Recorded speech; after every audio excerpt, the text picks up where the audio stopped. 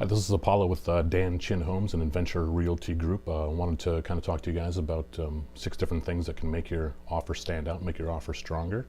We'll kind of run through those, but we're looking at price, we're looking at earnest money, inspection contingencies, appraisal and finance, acceleration clause, and the possible dear seller letter.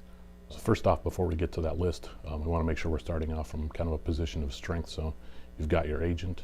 What we need to do then is get a pre-approval letter ready to go so that you're all set to be putting offers in as you're looking for houses. Here in the Madison area, we're moving into probably 4th, 5th years of it being somewhat of a seller's market. Why is that, you ask? There's quite a bit bigger of a buyer pool than there are sellers. There's not a lot of listings out there, so quite a bit of competition. And this is why we want to identify what we can do to make your offer stronger. So you might think that typically the seller is looking at purchase price as being the only thing that kind of stands out on an offer, but that's not necessarily the case. There are a lot of reasons why a seller might pick one offer over another. A lot of times that involves emotion. I have in particular been at a closing table where a seller approached my buyers and said, hey, I accepted your offer even though it was $50,000 underneath another offer, all based off of emotion.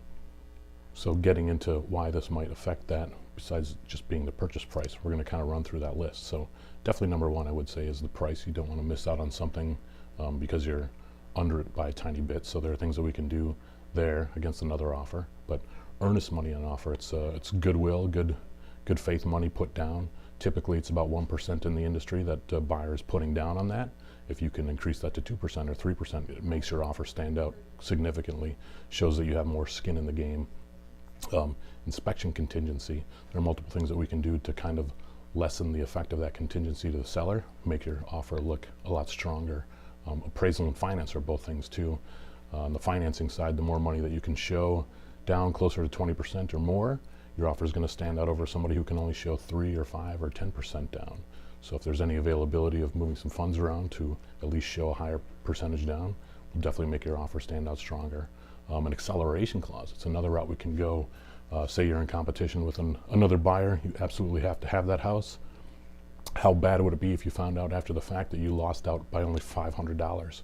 We can put a clause together that allows you to bid up to a certain amount in $500 or $1,000 increments to potentially secure the home. And definitely something I try to get all my buyers to do, is to write a dear seller letter. Throw some emotion into it. What do you love about the house? What do you love that they've done in the house to take care of it? You can always point out colors or the way it's decorated or things like that that make the seller go, wow, I really like the comments coming from this buyer. So those are types of things, or 6 types of things that we can do to make your offer stand out amongst the others that are out there. So let's meet up to discuss what we can do to make your offer stand out. Thanks again. Paula with Dan Chin Homes and Adventure Realty Group.